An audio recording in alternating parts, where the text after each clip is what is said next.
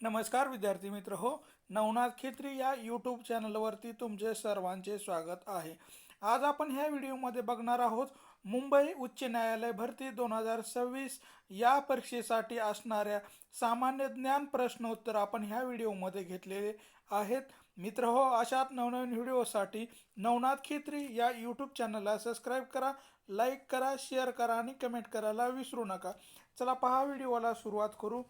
चला बघा, पहिला प्रश्न बघा. भारतातील उच्च न्यायालयाच्या पहिल्या महिला मुख्य न्यायाधीश कोण होत्या?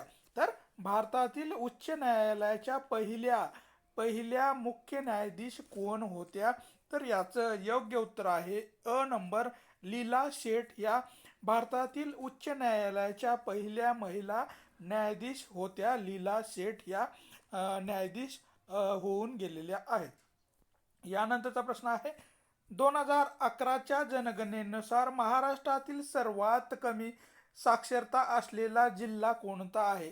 सर्वात कमी साक्षरता असणारा जिल्हा कोणता आहे?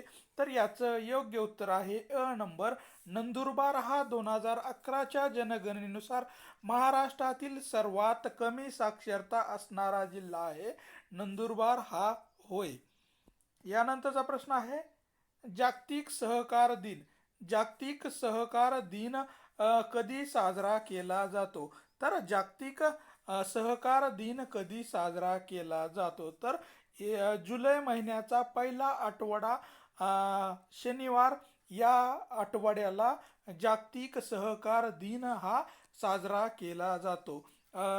जुलै महिन्यातला पहिला शनिवार जो असतो तो जागतिक सहकार दिन म्हणून साजरा केला जातो. जुलै महिन्याचा पहिला शनिवार हा जागतिक सहकार दिन म्हणून साजरा केला जातो. यानंतर आहे, महाराष्ट्रातील सर्वात जास्त भाजीपाला उत्पादनाचा जिल्हा कोणता आहे? तर महाराष्ट्रातील सर्वात जास्त भाजीपाला उत्पादनाचा जिल्हा कोणता आहे? तर याचं योग्य उत्तर आहे ब नंबर, नाशिक हा जिल्हा महाराष्ट्रातील सर्वात जास्त भाजीपाला उत्पादन करणारा जिल्हा म्हणून याची ओळख आहे. नाशिक या शहराची किंवा या जिल्ह्याची होय. यानंतरचा प्रश्न आहे, मरा मराठी बालसाहित्यिकाचा जनक कोणाला मानले जाते? मराठी साहित्याचा जनक कोणाला मानले जाते? तर याचं योग्य उत्तर आहे अ नंबर, साने गुरुजी यांना मराठी बाल साहित्याचा जनक म्हणून ओळखल्या जाते. बाल साहित्याचे जनक म्हणून साने गुरुजी यांना ओळखले जाते. यानंतर आहे, भीमा धरण कोणत्या नदीवर बांधलेले आहे? तर भीमा धरण हे कोणत्या, त्याला आपण भामा असं म्हणतो, हे कोणत्या नदीवर बांधलं गेलेलं आहे? तर भामा हे भीमाची उपनदी असल्यामुळे या नदीवर बांधण्यात आलेलं आहे. भामा या नदीवर हे धरण बांधण्यात आलं आहे आणि ही भीमा नदीची उपनदी म्हणून ओळखल्या जाते. यानंतर आहे, भारताचा राष्ट्रीय पक्षी कोणता आणि त्याचे वैज्ञानिक नाव काय आहे? भारताचा राष्ट्रीय पक्षी कोणता आहे आणि त्याचे वैज्ञानिक नाव काय आहे? तर मोर असं त्याला म्हणले जातो. पॅहो क्रिटिस असं त्याचं वैज्ञानिक नाव आहे. भारताचा राष्ट्रीय पक्षी मोर आहे आणि त्याला पॅहो कॅरेक्टिस असं त्याचं वैज्ञानिक नाव आहे. यानंतरचा प्रश्न आहे, नावेगाव राष्ट्रीय उद्यान कोणत्या जिल्ह्यामध्ये आहे? तर नावेगाव राष्ट्रीय उद्यान हे कोणत्या जिल्ह्यामध्ये आहे? तर याचं योग्य उत्तर आहे अ नंबर, गोंदिया या जिल्ह्यामध्ये नावेगाव राष्ट्रीय उद्यान आहे. गोंदिया या जिल्ह्यामध्ये हे आहे. यानंतरचा प्रश्न आहे, सकाळ वृत्तपत्राचे संस्थापक कोण होते? तर सकाळ वृत्तपत्राचे संस्थापक सांगायचं आहे तर याचं योग्य उत्तर आहे अ नंबर, नाभी पिरुळेकर म्हणजेच नानासाहेब पिरुळेकर हे सकाळ वृत्तपत्राचे संस्थापक होते. नाभी पिरुळेकर म्हणजेच नानासाहेब पिरुळेकर हे सकाळ वृत्तपत्राचे संस्थापक होते. यानंतरचा प्रश्न आहे जीवनसत्व ड म्हणजेच व्हिटॅमिन डीच्या अभावामुळे कोणता रोग होतो? तर जीवनसत्व ड म्हणजेच व्हिटॅमिन डीच्या कमतरतेमुळे किंवा अभावामुळे कोणता रोग होतो? तर याचं योग्य उत्तर आहे 1 नंबर, मुडदूस हा आजार किंवा रोग हा व्हिटॅमिन डीच्या कमतरतेमुळे मुडदूस हा आजार होतो किंवा रोग होतो. यानंतर आहे उपरा हे प्रसिद्ध आत्मचरित्र कोणाचे आहे? तर उपरा हे आत्मचरित्र कोणाचं आहे? तर लक्ष्मण माने यांचं आत्मचरित्र उपरा हे आहे. लक्ष्मण माने यांचं आत्मचरित्र हे उपरा हे आहे. यानंतर आहे भारताचे मँचेस्टर कोणत्या शहराला म्हटले जाते? तर भारताचे मँचेस्टर कोणत्या शहराला म्हटले जाते? तर अहमदाबाद या शहराला भारताचे मँचेस्टर म्हणून ओळखल्या जाते. अहमदाबाद या शहराला भारताचे मँचेस्टर म्हणून ओळखल्या जाते. त्यानंतर आहे जागतिक आरोग्य संघटना म्हणजेच WHO मुख्यालय कोठे आहे? तर जागतिक आरोग्य संघटनेचं मुख्यालय कुठे आहे? तर याचं योग्य उत्तर आहे 1 नंबर, जिनिव्हा या ठिकाणी जागतिक आरोग्य संघटनेचं मुख्यालय आहे. जिनिव्हा या ठिकाणी हे मुख्यालय आहे. यानंतरचा प्रश्न आहे भारतातील पहिली पहिली रेल्वे मुंबई ते ठाणे केव्हा धावली होती? तर भारतातील पहिली रेल्वे मुंबई ते ठाणे केव्हा धावली होती?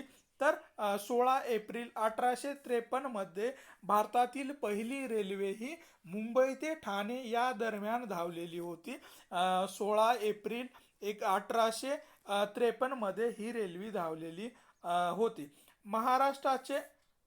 महाराष्ट्राचे मार्टिन ल्युथर किंग म्हणून कोणाला ओळखले जातात? किंवा मार्टिन ल्युथर किंग कोणाला म्हटले जाते? तर याचं योग्य उत्तर आहे महात्मा ज्योतिबा फुले यांना महाराष्ट्राचे मार्टिन ल्युथर किंग असे म्हटले जाते. महात्मा ज्योतिबा फुले यांना या नावाने ओळखले जाते. यानंतर आहे पानिपतची तिसरी बढाई किंवा लढाई कोणत्या वर्षी झाली होती? तर पानिपतची तिसरी लढाई कोणत्या वर्षी झाली होती? तर 1761 मध्ये ही पानिपतची तिसरी लढाई झालेली आपल्याला दिसून येते. 1761 या वर्षी ही पानिपतची तिसरी लढाई झालेली आहे. यानंतर आहे लोणार सरोवर कोणत्या जिल्ह्यामध्ये आहे? तर लोणार सरोवर कोणत्या जिल्ह्यामध्ये आहे? तर बुलढाणा या जिल्ह्यामध्ये लोणार सरोवर हे आपल्याला दिसून येतं आणि हे उल्कापातामुळे झालेलं हे सरोवर आहे बुलढाणा या जिल्ह्यामध्ये. यानंतर आहे शून्याचा शोध लावला असे मानले जाते? तर शून्याचा शोध कोणी लावला असं म्हटल्या जाते? तर आर्यभट यांनी हा शून्याचा शोध लावलेला आहे. आर्यभट यांनी हा शून्याचा शोध लावलेला आहे. यानंतर आहे महाराष्ट्रातील सर्वोच्च शिखर कोणतं आहे? तर महाराष्ट्रातील सर्वात उंच शिखर कोणतं आहे? तर कळसुबाई हे महाराष्ट्रातील सर्वात उंच शिखर आहे. कळसुबाई हे महाराष्ट्रातील सर्वात उंच शिखर आहे आणि त्याची उंची जर बघितली तर 1646 एवढी त्याची हे उंची आहे त्या शिखराची. यानंतर आहे आत्ताचे किंवा सध्याचे राष्ट्रपती कोण आहेत? म्हणजे की 24-25 ती निवडणूक झाली होती, त्यामध्ये राष्ट्रपती म्हणून कोण निवडून आलेला आहे? तर द्रौपदी मुर्मू ह्या सध्याच्या राष्ट्रपती आहेत. द्रौपदी मुर्मू ह्या सध्याच्या राष्ट्रपती आहेत. यानंतर आहे सूर्य या शब्दाचा समानार्थी शब्द सांगायचा आहे. तर सूर्य या शब्दाचा समानार्थी शब्द सांगायचा आहे. तर सूर्य या शब्दाचा अर्थ आहे मित्र. हा सूर्य या शब्दाचा समानार्थी शब्द आहे मित्र होय. यानंतर आहे अंगाचा तिळपापड होणे या वाक्याचा अर्थ काय आहे? अंगाचा तिळपापड होणे या वाक्याचा अर्थ काय आहे? तर खूप संताप जेव्हा येतो तेव्हा आपण म्हणतो अंगाचा तिळपापड झाला. खूप संताप येणे म्हणजेच अंगाचा तिळपापड होणे होय. यानंतर खालील शुद्ध शब्द ओळखायचा आहे. तर शुद्ध शब्द ओळखायचा आहे तर आशीर्वाद हा जो काही आहे हा शुद्ध शब्द आहे, म्हणजेच बरोबर आहे. बाकीच्या तिन्हीमध्ये स्पेलिंग मिस्टेक दिलेली आहे. यानंतर आहे विद्वान या शब्दाचे स्त्रीलिंग रूप काय आहे. तर विद्वान या शब्दाचं स्त्रीलिंग आपल्याला रूप ओळखायचं आहे. तर याचं योग्य उत्तर आहे विदुषी. विद्वान याचं स्त्रीलिंग रूप आहे विदुषी हे स्त्रीलिंग रूप आहे.